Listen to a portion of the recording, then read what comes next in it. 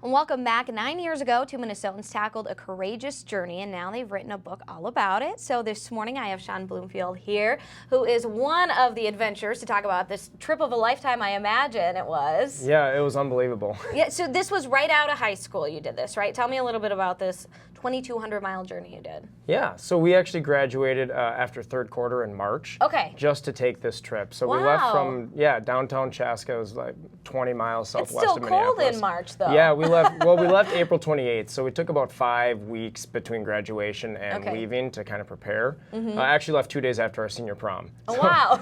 And I think it was about 30 degrees on the day we left and snowing. And we did that because we didn't want to run into winter up in Hudson Bay up towards the Arctic. It turns out we kind of followed winter on the spring end the whole way up. Okay.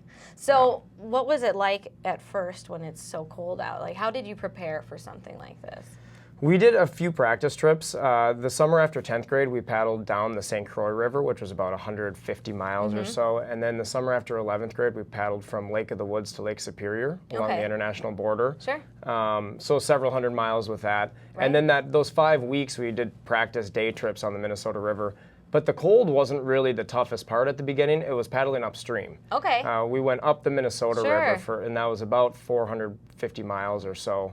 And the best comparison we've ever made with that is it's like running up a downward escalator. Okay. So it was that's not very fun. grueling all day. Yeah, not fun at all. What do you like so much about doing trips like that? Just connecting with the outdoors. It was 2008, so iPhones weren't really huge yet, but still disconnecting from technology and getting out into the wilderness. And this was a dream of ours in 7th grade. So being able to follow that dream and follow through with it was really cool. That is really cool. And now you have written a book about it. And Colton Whitty is who went with you. Yep. Tell me a little bit about this book and what readers could find within it. Yeah, just kind of those same things, following through with your dreams and finding an adventure. It obviously doesn't have to be this adventure. Right. But I'm kind of torn on what the book tells you because there was a lot of misery on this trip. Okay. But for sure, the great times outweighed that misery.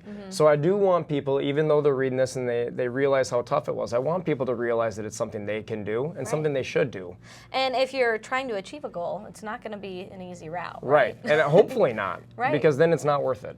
Well, there you go. All right. So you will be around this summer at different festivals throughout the Northland, right? Talking about your book, meeting people. When and where can people meet you and get the book? Yeah. So I'll actually be up at the Great American Canoe Festival in Ely on Sunday morning for their breakfast at 8:30. So people can come by then, listen to a presentation. I have pictures and I talk about different snippets from the book and from the trip. I'll be at Two Harbors at the Heritage Days Festival. Up in Grand Marais for the Fisherman's Picnic.